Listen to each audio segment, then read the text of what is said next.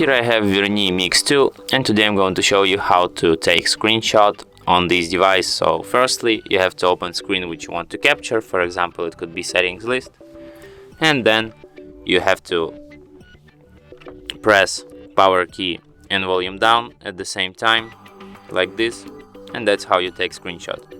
Let me show you one more time. Power key and volume down. You can find your screenshot in gallery,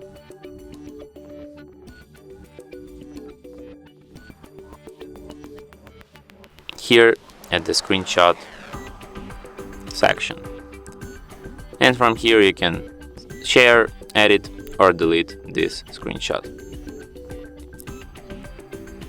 And that's it. Thanks for watching. If you find this tutorial useful, don't forget to hit that like button and subscribe to our channel.